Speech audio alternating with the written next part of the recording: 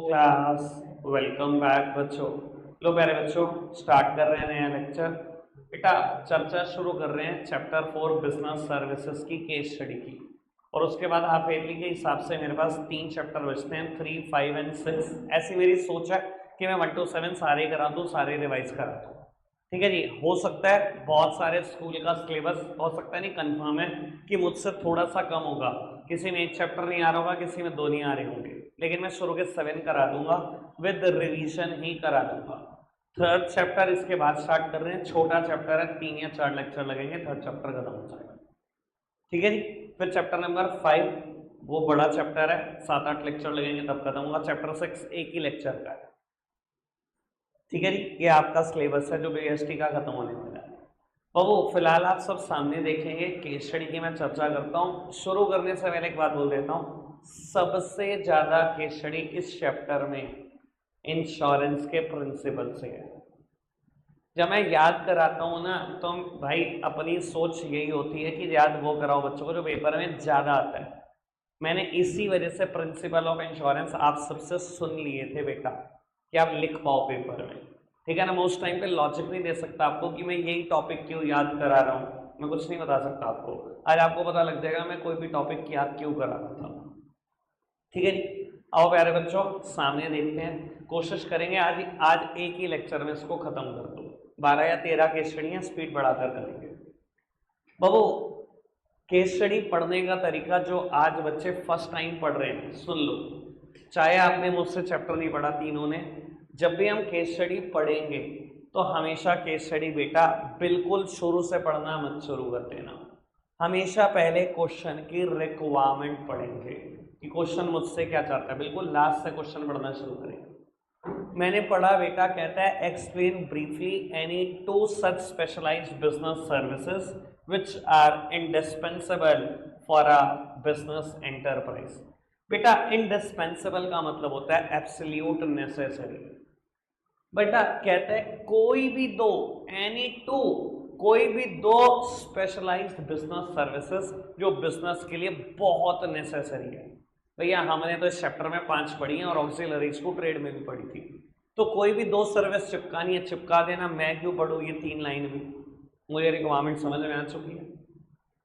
तो रिक्वायरमेंट पढ़ने का फायदा ये होता है, मेन केस पढ़ने से बहुत बार बच जाओगे बेटा। ठीक है जी। ये सब छोड़ दे बेटा, यहीं रहती है वो, पास में। आगे बढ़ाते हैं बात को। Identify the basic nature of the market offerings that both Raj and Simran create through their respective businesses. बाबू आपको कहता है आइडेंटिफाई करो जो भी राज और सिमरन जिस भी बिजनेसमैन की जाए वो मार्केट में क्या ऑफर कर रहे हैं, उसका बेसिक नेचर देखो। अच्छा जी, आगे बढ़ाते हैं। Give any 4 differences between the concept identified in part A of the question. बाबू मुझे 4 डिफरेंस भी बताने हैं जो भी कंसेप्ट ए पार्ट में आइडेंटिफाई है। देखो मैं आपको एक बात बिल्कुल अच्छे से क्लियर कर देता हूँ कि अगर मुझे ये पता लग जाए ना ये क्वेश्चन चैप्टर नंबर 4 से है, बिजनेस सर्विस से है, तो मैं आपको लिख के दे सकता हूँ ए पार्ट का आंसर है गुड्स एंड सर्विसेज और गुड्स एंड सर्विस का डिफरेंस बताना। पर बाबू जब आप हाफ ईयरली पेपर देने जाओगे 7 चैप्टर प्रिपेयर करके जाओगे, फाइनल देने जाओगे 11 चैप्टर प्रिपेयर करके जाओगे, वहां तो नहीं पता, यहाँ तो पता चैप्टर 4 की केस स्टडी कर रहे हैं तो आसान है ढूंढना, सोचना आसान है। भाई चैप्टर 4 में आपने 2 ही डिफरेंस पढ़े हैं, एक गुड्स और सर्विस का, एक लाइफ इंश्योरेंस, फायर इंश्योरेंस और मरीन इंश्योरेंस का। जब बाबू वो कह रहा है मार्केट में क्या ऑफर कर रहे हो, मुझे नहीं पता कि लाइफ और फायर हो सकता है कि नहीं, होने का नहीं। लेकिन बाबू अब बात ये होती है कि जब हम 7 चैप्टर प्रिपेयर करके जा रहे हैं कि हमें कैसे पता लगे चैप्टर 4 का क्वेश्चन है, वहां पता नहीं होगा, वहां पूरा केस पढ़ना, ईमानदारी से पढ़ना। यहाँ तो मुझे पता है चैप्टर 4 की केस स्टडी करा रहा हूँ। अब पढ़ते हैं, देखते हैं गुड्स और सर्विस आपको मिलता है कि नहीं मिलता। कहते हैं Raj and Simran are childhood friends, after completing their education they choose to pursue businesses of different nature. अच्छा जी, Raj has decided to set up a travel agency, whereas Simran plans to establish a small manufacturing unit to produce paper-made handicraft item। Babu Raj travel agency setup करने जा रहा है, एक service में engage है, और बेटा सिमरन एक स्मॉल मैन्युफैक्चरिंग यूनिट लगाने जा रही है। बाबू गुड्स में एंगेज्ड है, गुड्स के बिजनेस में, वो सर्विस में। तो बेटा गुड्स और सर्विस में डिफरेंस लिखना है, किन्हीं भी 4 बेसिस पे लिख सकते हो। और बेटा 5 बेसिस वही थे जो सर्विस के बेसिक नेचर थे। याद है आपको, पहले पेज पे मैंने सर्विस के ही नेचर कराए थे। नेचर कह लो, फीचर कह लो, कैरेक्टरिस्टिक कह लो। इंटेंजिबिलिटी, इनकंसिस्टेंसी, इनसेपरेबिलिटी, इन्वेंटरी और इन्वॉल्वमेंट। 5 लिखने, 4 पूछे हैं, कोई भी 5 पता ही है हमारे को, बड़े इजीली पता है, आराम से लिख सकते हैं। ठीक है जी, आगे बढ़ाते हैं। केस स्टडी नंबर 3 बाबू कहता है identify the feature of services being discussed above, explain briefly 3 other features of service. मुझे देखो, ढंग से देखो, यहाँ प्लूरल सेंस दिखाई दे रही है। Identify the feature of business service, feature एक ही पूछा है। इस केस में ना सर्विस का एक फीचर डिस्कस हुआ होगा, वो बताना है। और कहता है explain briefly 3 other features of services. बाबू और उसके अलावा जो आइडेंटिफाई करोगे उसके अलावा 3 बी पार्ट में बता दें। 5 फीचर अभी बताए मैंने, इंटेंजिबिलिटी, इनकंसिस्टेंसी, इनसेपरेबिलिटी, इन्वेंटरी और इन्वॉल्वमेंट। एक होगा जो आइडेंटिफाई करना है, 1 मार्क। 3 नंबर तो फ्री के हैं। बच्चा पूछता है ना कि मैं केस स्टडी का मास्टर हूं, मैं बना देता हूं। कोई भी इतनी केस स्टडी डिस्कस नहीं करता, मैं 3 बुक से केस स्टडी कराऊंगा आपको इसी साल। कोई नहीं डिस्कस करता, सब कहते हैं 11th में किसने केस स्टडी नहीं आना। पर बेटा मैं आपको 12th के लिए तैयार कर रहा हूँ। आपको लगता है कि आप 11th के लिए तैयार हो रहे हो, 12th में भर भर के केस स्टडियाँ, भारी भरकम। आज की तारीख में 12th में 90% पेपर केस स्टडी से बड़ा आता है, बिजनेस स्टडीज का। मैथ्स का पेपर एक बारी को बच्चा पूरा कराता है, बिजनेस स्टडीज का पेपर छूटता है, इतनी लेंथी केस स्टडी आती है। मैं आपको 11th के लिए तैयार नहीं कर रहा हूँ, मैं आपको 12th के लिए तैयार कर रहा हूँ। अब आप ये पूछो कि डायरेक्ट पढ़ने की इंपॉर्टेंस कितनी है। आपको लगता है मैं केस स्टडी में चैंपियन बन जाऊंगा, पता नहीं क्या कर लूंगा। ये तो देखो 3 नंबर बी पार्ट के हैं, 3 फीचर बताने। डायरेक्ट आता होगा तभी तो लिखोगे। केस स्टडी में चैंपियन बन भी गए, अगर एक पार्ट लिखा है 1 ही नंबर मिलेगा, अगर डायरेक्ट नहीं आता।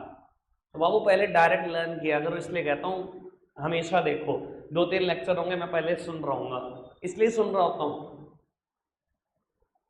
अब बाबू फीचर आइडेंटिफाई करना है, वो आपने करना है। केस आप पढ़ोगे एक बार, मैंने केस बहुत बार पढ़ा है, मैं बता दूंगा केस में है क्या। केस पढ़ो।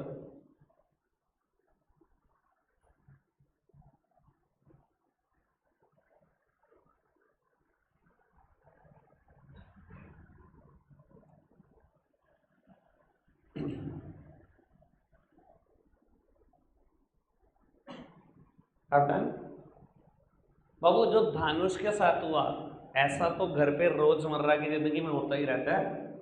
एक वेजिटेबल आज आपकी मदर ने बनाई, बहुत टेस्टी बनी, जब आपने स्पेशल डिमांड पे कहा तो पता नहीं बाई चांस क्या हुआ, वो उतनी टेस्टी नहीं बनी। हो जाता है, सबके साथ हो जाता है। इंसान भी वही, इंग्रेडिएंट भी वही, सब कुछ वही। हो जाता है कि नहीं हो जाता सर? यही तो इनकंसिस्टेंसी है कि सर्विसेज कभी कंसिस्टेंट नहीं हो सकती। मैं आपको बता देता हूं, मैंने एग्जांपल क्या दिया था ताकि आपको अच्छे से याद रहे।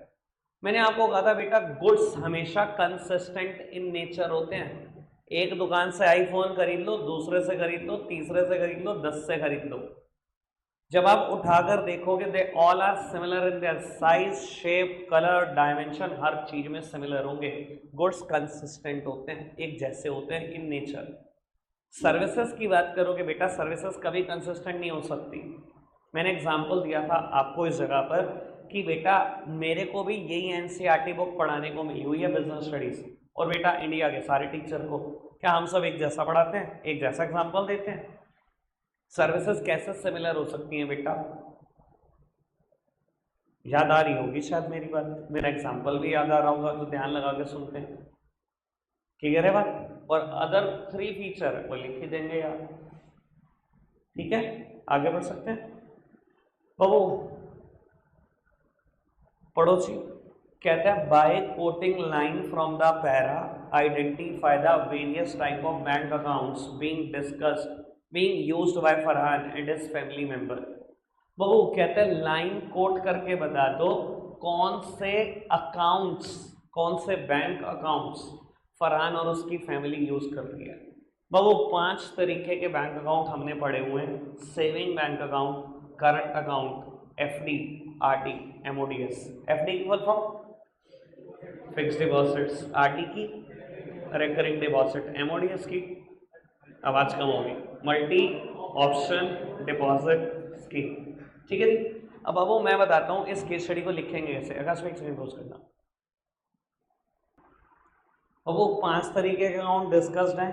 अब वो इसने कहा है लाइन कोट करके बताना। मैं आपको सिखाता हूँ लाइन कोट करेंगे कैसे। इस केस स्टडी से लाइन कोट करना सिखाऊंगा। आपको लग रहा होगा लाइन कोट करने में सीधा सीधा चिपका देंगे, फिर तो आप पागल हो। बी पार्ट कहता है describe briefly any 2 other types of account that are also offered by a bank but have not mentioned in the above para। बाबू ऐसा हो सकता है इस पार्ट में कितने अकाउंट डिस्कस किए हुए हों? 2 हो सकते हैं, 3 हो सकते हैं। कहता है 2 वो और बता दो जो डिस्कस नहीं हुए। ठीक है जी, हमने टोटल 5 पढ़े। मैं कैसे कह रहा हूं 2 हो सकते हैं, 3 हो सकते हैं, ये पढ़ो। Identify the various types, plural sense से मुझे क्लियर है, 1 तो नहीं पूछा होगा, या 2 पूछे होंगे या 3 पूछे होंगे। कोई कह सकता है 4 पूछे होंगे, हो नहीं सकता। अगर यहाँ 4 हो जाएंगे तो यहाँ 2 बचेंगे, तो 2 होंगे या 3 होंगे। थोड़े से अगर बुद्धिमान हो तो इतना तो पढ़ते पढ़ते ही क्लियर कर लिया करो, पढ़ते पढ़ते। ठीक है जी। अब बाबू आगे बढ़ते हैं। चलो जी बाबू एक काम करेंगे, आपसे ही आइडेंटिफाई करेंगे। श्रेया जी शुरू की 2-3 लाइन पढ़ना, थोड़ा सा तेज। हाँ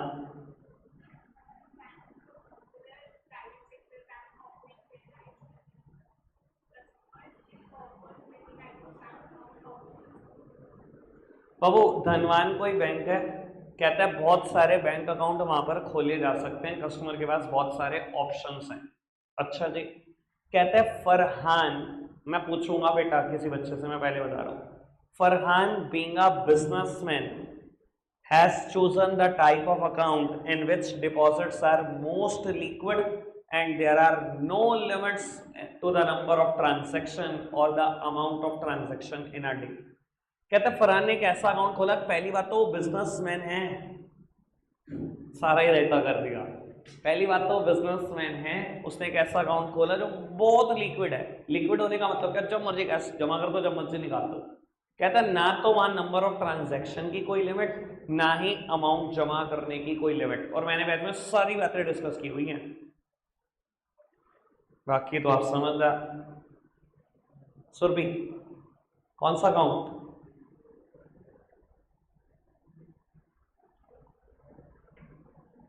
current account. Obviously sir current account में पैसा जमा करने की या ट्रांजैक्शन की कभी कोई लिमिट है? मैंने एग्जांपल दिया था, रिलायंस के करंट अकाउंट में एक टाइम पे कितने पैसे होंगे अंदाजा लगा लो, यही बोला था ना। तो बाबू मैंने इस बात से समझाने की कोशिश की थी वहां पैसा जमा कराने की कोई लिमिट नहीं होती। अब बाबू पेपर में आपको लाइन कोट करनी है। मैं बहुत सारे बच्चों को जानता हूं जो यहां से लेकर यहां तक लिखेंगे बिल्कुल लाइन बाय लाइन। भैया वेले हो क्या, पेपर पूरा कर लोगे क्या? मान लो यही करंट अकाउंट वाली बात 4 लाइनें और होती, उसमें एक्सप्लेन की होती, 3 ये 4 और 7 लाइनें लिखते। भाई बाबू आपको क्या करना है, इस लाइन से आपको पता लगा ना, आपने क्या करना है, लाइन ऐसे कोट करनी है। फरहान बीइंग, जिस लाइन से पता लगा उसके 2 वर्ड उठाओ, डैश डैश डैश, आखिरी के 2 वर्ड उठाओ, इन अ डे। लाइन कोट होगी, यहां से मुझे पता लगा करंट अकाउंट, ये आंसर। अगर आपने बेवकूफों की तरह यहां से लेकर यहां तक लिखा, बिजनेस स्टडीज का पेपर छूटेगा, लिख के ले लो, छूटेगा ही छूटेगा पेपर, कोई रोक नहीं सकता, पूरा नहीं करा सकता कोई पेपर। ठीक है, टीचर ढूंढे फरहान बीइंग कहां लिखा है, इन अ डे कहां लिखा है। हमारी सिरदर्दी इतनी थी, हमने निपटा दी। चलो जी आगे बढ़ते हैं। अब मैं पूछने वाला हूं फिर किसी से। On the other hand his mother opened a type of account where she can conveniently deposit the money she saves. These accounts provide check facility and offer a lot of flexibility for deposits and withdrawal of fund from the account. यहाँ तक हाँ जब बोल ही दिया तो उन्हें रायता कर ही दिया। उसकी मदर ने एक ऐसा अकाउंट खोला जहां पर वो कन्वीनियंटली पैसे सेव कर सकती है, जहां पर चेक फैसिलिटी भी है। एफडी और आरडी में चेक फैसिलिटी नहीं होती, ठीक है ना जी। कौन सा अकाउंट बेटा? सेविंग अकाउंट, ठीक है जी। लाइन कैसे कोट करोगे मैंने समझा दिया। लास्ट वन, अब कोई बोलेगा नहीं, अब सिर्फ बताएगा मेरे को ग्रंथ। हाँ मैं पूछ रहा हूं, अभी तो पूछ रहे हैं। कहता है फरहान्स younger brother Sohail has opened a special kind of account wherein he will deposit 1,000 every month for the next 2 years. Sohail ने एक ऐसा अकाउंट खोला, हर महीने जाके 1,000 रुपए जमा कराने 2 साल तक। ये कौन सा अकाउंट है? हाँ एफडी। आरडी, आरडी क्या होता है बेटा? रीअकरिंग, भाई नाम ही ऐसा है रीअकरिंग। जो अमाउंट तय करके आओगे हर महीने दे के आनी है वो। बस मैंने एग्जांपल 5 साल का लिया था और 500 रुपए का लिया था, यहाँ 1,000 और 2 साल है, उससे क्या फर्क पड़ता है? बात तो मैंने भी यही क्लियर की थी। मैं तो सिंपल था यार, बैच में ध्यान लगा यार, पढ़ाई में 4 चैप्टर हो गए। मुझे डर लगने लग गया भाई, आप इडली बहुत सर पर है। चलो जी आगे बढ़ाते हैं। बाबू ये वाली बात समझाऊंगा मैं, पहले एक कंसेप्ट डिस्कस कर दूं आपसे। बाबू मैं एक बात समझाने जा रहा हूं आपको, मैं एक कंसेप्ट डिस्कस कर रहा हूं आपसे। आपको याद है हमने बैंक में ना टोटल कॉमर्शियल बैंक के 5 फंक्शन पढ़े। एक तो एक्सेप्टेंस ऑफ डिपॉजिट 5 तरीकों से, जो भी 5 अकाउंट पढ़े। एक लेंडिंग ऑफ फंड लोन 3 तरीकों से। एक चेक फैसिलिटी 2 तरीके के चेक, बियरर और क्रॉस। एक फंड ट्रांसफर आरटीजीएस और नेफ्ट, और एक अलाइड सर्विसेज मतलब एक्स्ट्रा सर्विसेज। इसमें हमने ई बैंकिंग की भी बात करी, debit card, credit card, ATM card की भी बात करी, जहाँ हमने लॉकर फैसिलिटी की बात कर ली, payment of various item by bank, LIP, health insurance premium, और बैंक मेरे भी यहाँ पर इलेक्ट्रिसिटी बिल, हाउस टैक्स, सबकी बात करी। मैं वहां पर ना एक चीज और डिस्कस करना चाहता था, मैंने ना रोक दिया था उस चीज को, क्योंकि ना आज की तारीख में पॉपुलर नहीं रही। पर बाबू उसके ऊपर क्वेश्चन अभी भी एग्जिस्ट करता है केस स्टडी में, इसलिए बेटा वो करना ही पड़ेगा मुझे डिस्कस। मैं कर देता हूँ बेटा। बैंक में ना एक और चीज की सर्विसेज मिलती है आपको, डिमांड ड्राफ्ट। सुना है कभी आपने इसका नाम? डीडी किसी ने सुना हो? कोई बैंक ड्राफ्ट भी बोलता है, कोई डिमांड ड्राफ्ट भी बोलता है। सुना है कभी किसी ने? चलो सुना है आपने, बहुत बढ़िया। एसएसटी में पढ़ा था बैंक ड्राफ्ट, डिमांड ड्राफ्ट। यार ऐसे मत बोला कर, ये होपलेस हो गए बेचारे। ये पूछ रहे एसएसटी में कहाँ, इन्हें डाउट हो गया कि हमारे बोर्ड में नंबर कैसे आ गए। आओ इधर देखना बेटा, मैं समझा रहा हूं, आप मेरी तरफ देखो। पढ़ा है बहुत अच्छी बात, नहीं पढ़ा उससे भी अच्छी बात। बेटा पुराने जमाने में ना, प्लीज सामने देखना, पहले पूरा कंसेप्ट सुनो, मैं आखिरी में क्वेश्चन पूछूंगा, मुझे आपसे आंसर चाहिए आप सबसे। बाबू पुराने जमाने में ना, मतलब आज से सिर्फ 15 साल पहले, जितने भी कॉलेजेस थे, यूनिवर्सिटीज थी या इंस्टीट्यूट थे, सब कहते थे अगर आपको हमें फीस देनी है ना तो डीडी से ही लेंगे, हम बैंक ड्राफ्ट से ही, हमें नहीं चाहिए चेक। या तो कैश दे दो, या अगर आप बैंकिंग चैनल के थ्रू देना चाह रहे हो, हमें डीडी ही चाहिए। अब ये डीडी क्या चीज होती है मैं समझाने की कोशिश करता हूँ, प्लीज सामने देखते रहना, बड़े काम कहता है राघव समझ जा तो। बाबू मैं गया बैंक में, मेरा इंस्टीट्यूट, जब मैं सीए कर रहा था मैंने एक्चुअली में डीडी बनवाए हैं 5 के 5 साल, ठीक है जी। अब सुन लेना क्या होता है। मेरे इंस्टीट्यूट का नाम है ICI, institute of chartered accountant of India. ये फीस लेता था, डीडी से ही लेता था। तो मैं बैंक जाता था, मैंने कहा जी बैंक एक डीडी बनवाना है 30,000 रुपये का। बैंक ने कहा जी ठीक है, सामने एक फॉर्म पड़ा है, वो फॉर्म फिल कर आ जाओ। 30,000 के ऊपर हमारी कमीशन 200 रुपये, यानी कि आपको हमें 30,200 रुपये देने पड़ेंगे। मैंने कहा जी अच्छा ठीक है। बाबू वो फॉर्म में ना 3-4 बातें स्पेसिफाइड थी जो मुझे बतानी होती थी। सबसे पहली चीज मुझे डेट बताना होता था कि मैं किस डेट पे डीडी बनवा रहा हूँ, ठीक है जी। दूसरी चीज इन फेवर ऑफ, किसके फेवर में डीडी बनवा रहा हूँ, मतलब किसको पे करूंगा। पेबल एक्ट, कहां पर पे होगा ये, और बेटा मेरे सिग्नेचर। ठीक है, तो बाबू मान लो मैंने आज की डेट में डीडी बनवा रहा हूं, आज कोई डेट है 16 जुलाई 2024, इन फेवर ऑफ, मैं बनवाता था हमेशा the secretary institute of chartered accountant of India, और मेरा डीडी पे होता था हमेशा कानपुर। ठीक है जी, मैंने क्या करा, ये सारी डिटेल फिल करके 30,200 रुपये बैंक को दे दिए। 30,000 के ऊपर बैंक की 200 रुपये कमीशन है, 200 रुपये बैंक की कमाई है, 30,000 का डीडी वो मुझे बना कर देगा। उन्होंने कहा जी वेटिंग टाइम है 10 मिनट, आप बैठो हम बना कर देंगे। 10 मिनट के बाद डीडी आया, देखने में कैसा होता है थोड़ा सा आइडिया दे देता हूँ। It is more or less a printed cheque. Cheque देखा है, चेक में हम डिटेल हाथ से भरते हैं। डिमांड ड्राफ्ट और चेक में सिर्फ यही फर्क होता है कि वो प्रिंटेड चेक है, बस चेक की तरह बिल्कुल देखने में, बस चेक में तो हम हाथ से भरते हैं, यहाँ उसने प्रिंटर से सब कुछ लिख कर दिया होता है। ठीक है ना, याद है चेक कैसा होता था देखने में, डेट कॉलम, पे टू अमाउंट, और यहां अमाउंट और यहां सिग्नेचर। बता देता हूं, पे टू में लिखा होगा the secretary institute of chartered accountant of India, amount में, वर्ड्स में भी, नंबर में भी, ठीक है ना, 30,000 ओनली, यहाँ पे 30,000, सिग्नेचर हुए होंगे ब्रांच मैनेजर के, ये डीडी उसने मुझे दे दिया। ठीक है, मैं जब घर आता था क्या करता था, अपने इंस्टीट्यूट का फॉर्म फिल करा, 30,000 का डीडी एनवेलप में डाला, एनवेलप पे एड्रेस लिखा, कानपुर भेज दिया। कानपुर पहुंचते वो क्या करते थे, डीडी भी निकालते थे, मेरा फॉर्म भी निकालते थे, डीडी क्लियर कराते थे, 30,000 उनको मिल गए, मेरा रजिस्ट्रेशन हो गया। समझ में आई बात, सुन लिया सबने डीडी क्या होता है। क्वेश्चन आपसे, बाबू which negotiable instrument is more safer, a cheque और अ डीडी, दोनों में से ज्यादा सेफ क्या लगता है आपको, डीडी और चेक? दिल नहीं कहना चाहिए, लॉजिक, जिसके पास लॉजिक है हैंड रेस कर लो।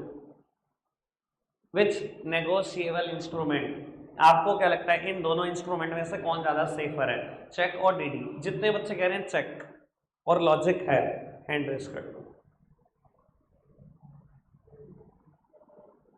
चलो बिना लॉजिक के, किसी को लगता है मेरा दिल कह रहा है चेक, तो वो बता, वो हैंड रेस कर दो। देखो दिल, दिल कितना कहता है बाबू, दिल में ना मतलब चेक को बाहर निकाल दो, उसको ही रख लो जिसको रखा हुआ है। हाँ जी, चेक, कितने बच्चे कह रहे हैं डीडी और लॉजिक है उनके पास, लॉजिक भी है, और कितने कह रहे हैं डीडी है पर लॉजिक नहीं पता। और बाबू कितने बच्चे हैं जिनका रजिस्ट्रेशन फॉर्म में तीसरा जेंडर लिखवाने की जरूरत पड़ेगी मुझे, समझ नहीं आता भाई। 4 ऑप्शन दे दिए, हमेशा 5वें में जाना है, 2 दे देता हूं तो तीसरे में जाना है। बाबू मैं अगली बार ऐड करा दूंगा मेल फीमेल, पता नहीं क्या ही है निकम में। बासु भाई क्या लॉजिक है, अरे वाह मजा आ गया, नहीं आ गया, यही था logic. Babu DD is much safer, क्यों? डीडी कभी डिसऑनर हो ही नहीं सकता। कैसे होगा डिसऑनर, मेरी तरफ देखना बाबू। चेक का क्या है, मेरे अकाउंट में पैसे पड़े हैं 10 रुपए, मैंने 30,000 का चेक काटा भेज दिया। डीडी का क्या है, बैंक दे देगा ही नहीं जब तक 30,000 नगद नहीं दूंगा, पहले पैसे दूंगा, डीडी तो 10 मिनट बाद ही मिलता है, तो डीडी कभी डिसऑनर हो सकता है? That's it. समझ में आई बात, कौन सा इंस्ट्रूमेंट ज्यादा सेफर है? क्यों इंस्टीट्यूट, क्यों कॉलेज और यूनिवर्सिटी प्रेफर करते थे डीडी ओवर चेक? हमेशा वो चेक से पहले कहते थे डीडी, डीडी की प्रेफरेंस बहुत थी। मैंने पूरे 5 साल अपने इंस्टीट्यूट को फीस ऐसे दी है, उसके बाद थोड़ा जमाना बदल गया, आरटीजीएस नेफ्ट का रोल बहुत आ गया 2017 तक, तो जिन्होंने 2014 से 17 के बीच में सीए करी है उन्होंने आरटीजीएस नेफ्ट से दी है, उन्होंने 2017 के बाद करे सब यूपीआई से पेमेंट कर रहे हैं। डीडी की इंपॉर्टेंस ही खत्म हो चुकी है, मुझे इसलिए पढ़ाना पड़ रहा है, केस स्टडी में अभी भी एक क्वेश्चन बकाया है इसका, वरना मैं पढ़ाता ना इसको। ठीक है जी, अब क्वेश्चन पे आ जाए, मुझे क्वेश्चन बकाया। बाबू आप पढ़ोगे फटाफट से, ए बी सी तीनों पॉइंट पढ़ दो पहले।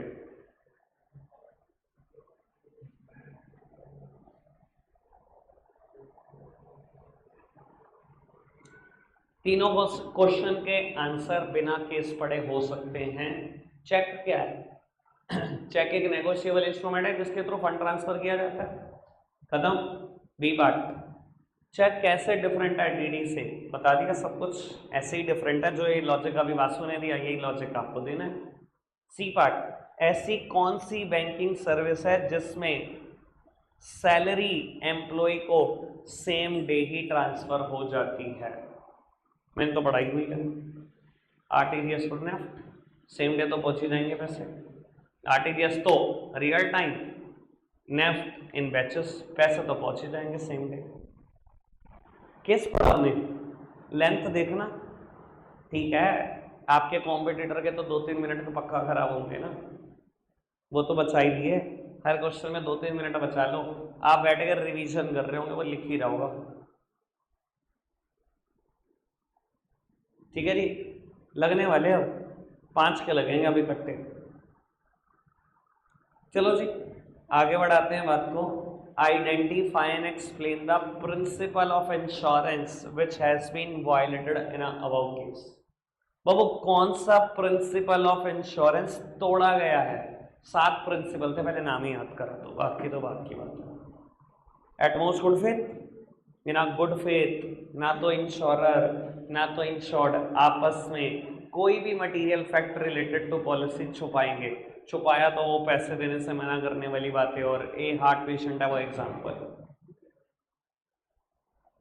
दूसरा प्रिंसिपल था इंश्योरेबल इंटरेस्ट, जिस चीज में आपका इंटरेस्ट है उसी का इंश्योरेंस करा सकते हो। लाइफ इंश्योरेंस की जहां तक बात है, blood relative, spouse, health fire और मरीन की जहां तक बात है, मेरी प्रॉपर्टी, मेरी एसेट्स, मेरा घर, मेरी दुकान, मेरी फैक्ट्री जो मेरे नाम रजिस्टर्ड है। प्रिंसिपल ऑफ इंडेमनिटी, इंडेमनिटी का काम है आपको उसी पोजीशन में लाकर खड़ा कर देना जिसमें आप लॉस से पहले थे। ठीक है जी। Then principle of proximate cost, उसी एप्रोप्रिएट कॉस्ट से नुकसान होना चाहिए जिसका आपने इंश्योरेंस पॉलिसी ली हुई है। फायर इंश्योरेंस पॉलिसी लिया, आग लगेगी तो ही पैसा मिलेगा। ठीक है जी। देन प्रिंसिपल ऑफ सबरोगेशन, याद है एक बार आपको आपकी प्रॉपर्टी की वर्थ मिल गई है इंश्योरेंस के थ्रू, तो बेटा वो प्रॉपर्टी वेस्ट करेगी इंश्योरेंस कंपनी को, उसकी ओनरशिप ऑटोमेटिकली इंश्योरेंस कंपनी को चली जाती है। देन प्रिंसिपल ऑफ कंट्रीब्यूशन, अगर एक ही चीज का इंश्योरेंस मैंने 3-4 जनों से लिया हुआ है तो बेटा मुझे पैसे सबसे नहीं मिलेंगे। मान लो मैंने एक से इंश्योरेंस लिया 4 करोड़ का, एक से 6 करोड़ का, एक से 10 करोड़ का, और नुकसान हुआ 1 करोड़ का, ये नहीं कह सकता तीनों से 1-1 करोड़ दे दो। Insurance is not the contract of making profit. 1 crore ही मिलेंगे, तीनों मिलाकर देंगे उसी प्रपोर्शन में जिस प्रपोर्शन में पॉलिसी अमाउंट है। देन प्रिंसिपल ऑफ मिटिगेशन, बाबू इंश्योरेंस लेने के बाद भी अपनी प्रॉपर्टी की वैसे ही टेक केयर करनी है जैसे इंश्योरेंस लेने से पहले करते। ये नहीं आग लगी हुई है फैक्ट्री में, आपने कहा जी मैंने तो इंश्योरेंस ले रखा है, हाथ ही सेक लो बैठ के, सुबह तो पैसे आ ही जाएंगे। ठीक है जी। प्रिंसिपल ऑफ मिटिगेशन ही रहता था। मैंने रिवाइज कर दिए सातों केस, आप पढ़ोगे, तरीका मैंने बता ही दिया है। बाबू कौन सा प्रिंसिपल वायलेट हुआ है, पढ़ना फटाफट से।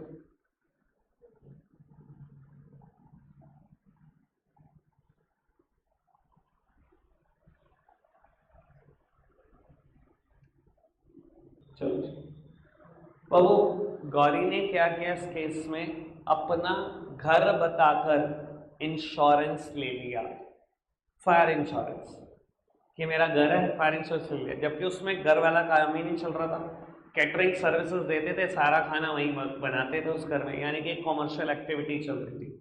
अब जब इतना सारा बिजनेस चलेगा कैटरिंग का, और आपको पता ही है सिलेंडर तो यूज होंगे होंगे रेगुलरली, कोई एक ऐसा एक्सीडेंट हो गया कि पूरे घर ने फायर पकड़ ली, बाबू क्या इंश्योरेंस कंपनी क्लेम देना चाहेगी क्या ऐसी सिचुएशन में? कभी भी नहीं।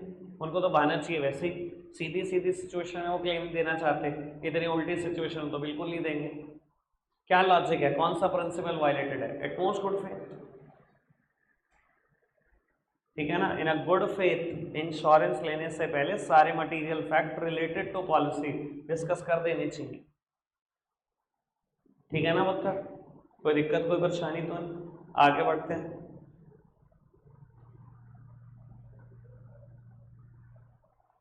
बस ये इतना सही है। पढ़ना बेटा, आप ही पढ़ रहे हो case. Identify and explain the principle of insurance which is applicable in above case.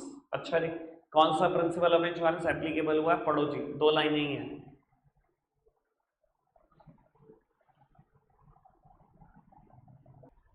चलो बाबू, कहता है अजीत कोई ऑनर है किसी टैक्सी कैब का, किसी टैक्सी का ऑनर है। बाबू कहता है टैक्सी से ही वो अर्न करता है, सारा दिन टैक्सी चलाता है, उसी से ही पैसे कमाता है।